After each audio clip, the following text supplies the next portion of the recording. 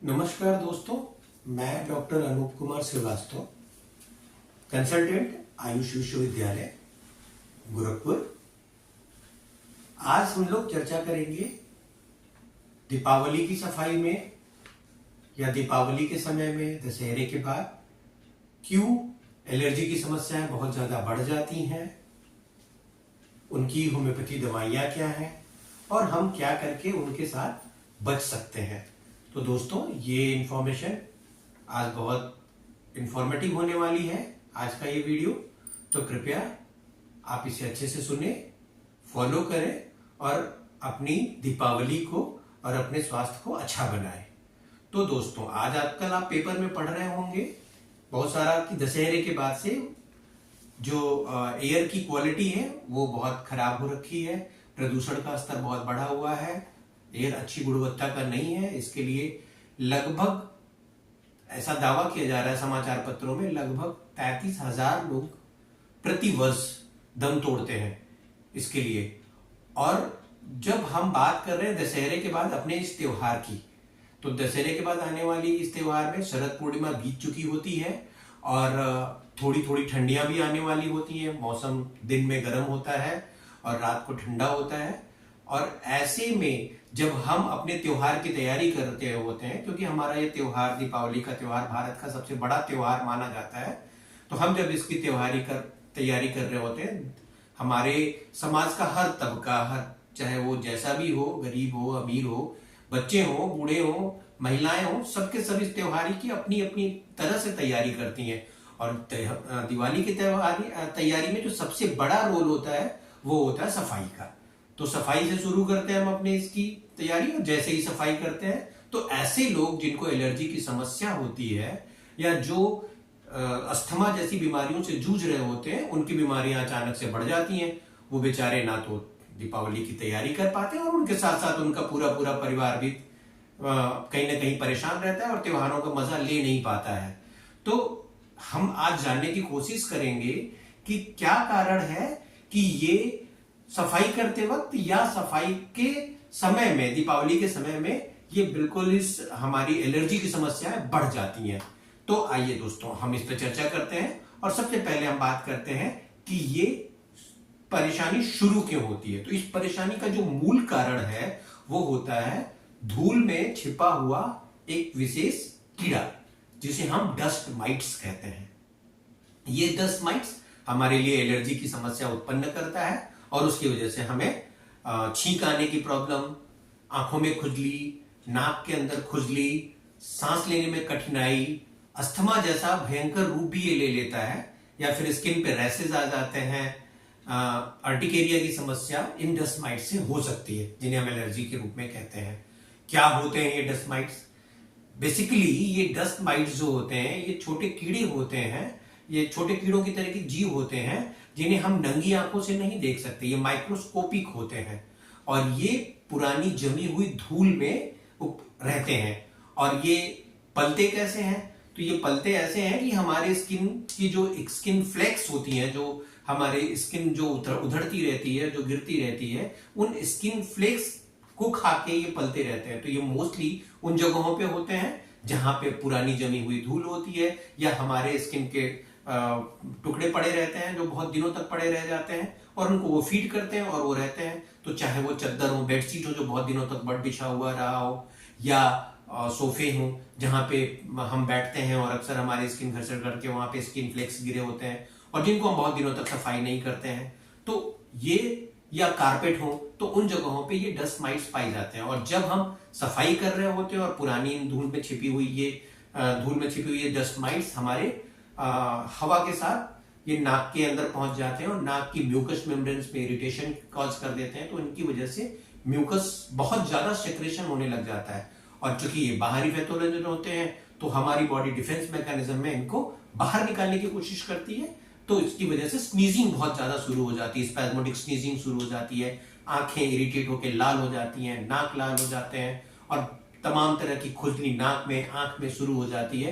Even कान तक में खुजली और पैलेट में खुजली शुरू हो जाती है और लोग परेशान हो जाते हैं। सांस हमारी उखड़ने लगती है, बहुत ज्यादा अस्थमा, बहुत ज्यादा सीवियर हो जाता है तो अस्थमा का अटैक आ जाता है। तो ये समस्याएं इन डस्ट माइट्स की वजह से होती हैं। तो अब दोस्तों हम ये जानने की कोशिश करते हैं कि ये जो डस्ट माइट्स हैं हम इनके साथ बच कैसे सकते हैं। और दूसरी बात जो हम दूसरी बात जो यहाँ हम करना चाहेंगे वो मेजर इंपॉर्टेंट बात करना चाहेंगे कि बाहर के धूल और धुएं ये तो हमें बहुत ज्यादा इफेक्ट नहीं करते, ये डस्ट माइट्स ज्यादा करते हैं। क्यों? क्योंकि ये घरों के अंदर पाए जाते हैं और हम घर के अंदर हमारी महिलाएं और बच्चे ये दोनों ही बहुत ज्यादा इफेक्टिव होते हैं।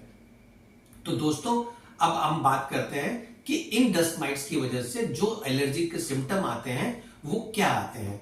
अगर ये माइल्ड होते हैं, डस्ट माइट्स की ये जो एलर्जी माइल्ड होती है तो उसमें नाक के अंदर खुजली आएगी, थोड़ी बहुत छींकें आएंगी और एक सर्दी की तरह से थोड़े बहुत नाक से पानी आएगा। और फिर अगर हम अच्छी एयर क्वालिटी में चली जाते हैं और एलर्जी की समस्या हमारी थोड़ी कम होने लगती है तो ये हमारे ठीक हो जाते हैं, हमको ज्यादा परेशान नहीं करते। पर अगर ये समस्या ज्यादा होती है, सीवियर होती है, तो उस केस में ये लगातार छींक आना, स्पैज्मोटिक स्नीजिंग होना, आंखों के अंदर खुजली होना, लाल हो जाना आंखों का, बहुत ज्यादा छींक आना, नाक से पानी गिरना, आंख से पानी गिरना, इवन नाक की जो सतह किनारे हैं वो कट जाना या आंखों के किनारे बिल्कुल कट जाना, ये सारी समस्याएं हो जाती हैं। और बहुत ज्यादा सीवियर होने पे अस्थमा के अटैक तक आते हैं, इवन अस्पताल लोगों को पहुंचाना पड़ता है।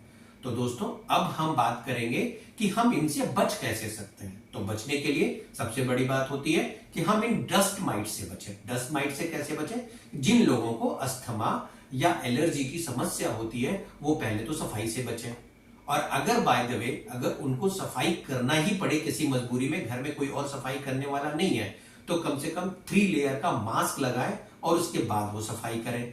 कोशिश करें कि घरों की खिड़कियों और दरवाजों को इतना खोल दें कि हाई वेंटिलेशन रहे, क्योंकि ये जो डस्ट माइट्स होते हैं वो जितना ज्यादा वेंटिलेशन होता है, फ्रेश एयर होता है, उनमें नहीं पनपते हैं, उनमें कम पनपते हैं। तो इसलिए जितना ज्यादा वेंटिलेशन होगा कमरे के अंदर, जितना ज्यादा वेंटिलेशन होगा, जितना ज्यादा फ्रेश एयर आएगा, वहां पे वो चीजें नहीं होंगी। दूसरी चीज, हमारे घर में फ्रेश एयर का हमेशा इंतजाम रखें।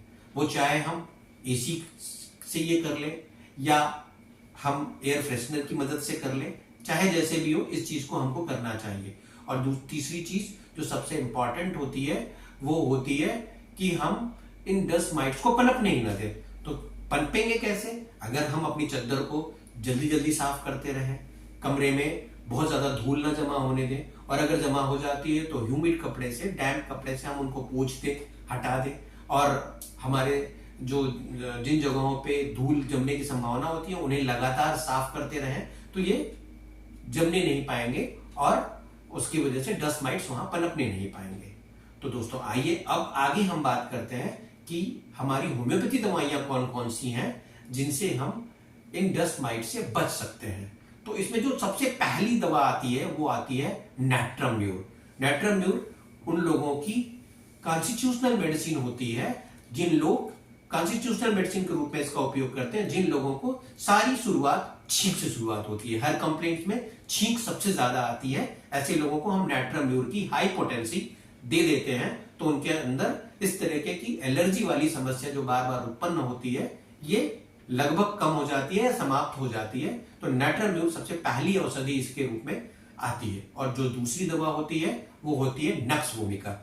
अगर नक्स वोमिका को हम शुरुआती स्तर पे ही, जैसे ही जुकाम की शुरुआत होती है, जैसे ही एलर्जी के लक्षण दिखते हैं वो दिख जाते हैं, जैसे कि नाक का बंद होना, रात को सांस नहीं ले पाना, आंखों में खुजली होना, तो नक्स वोमिका की औषधि अगर हम प्रयोग करते हैं 1 मात्रा या 2 मात्रा 30 पोटेंसी में, तो ये बीमारी एकदम से रुक जाती है और आगे नहीं बढ़ने पाती है।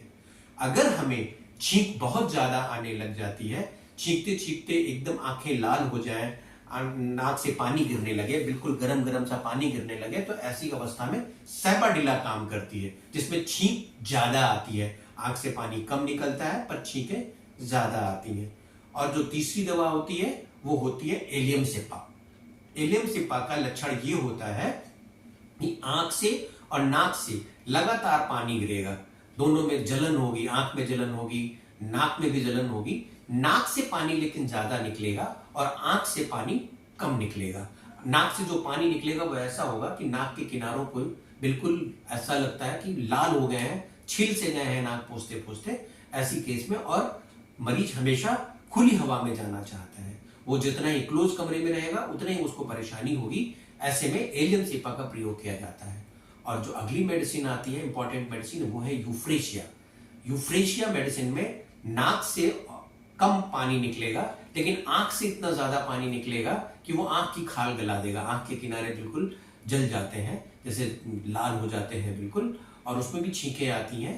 तो यूफ्रेशिया मेडिसिन हम वहां पे प्रयोग करेंगे। यूफ्रेशिया की 30 पोटेंसी की डोज अगर ली जाए, कि दवाएं दिन में 4 बार ली जाए, तो ये अपनी परेशानी बहुत जल्दी दूर हो जाती है।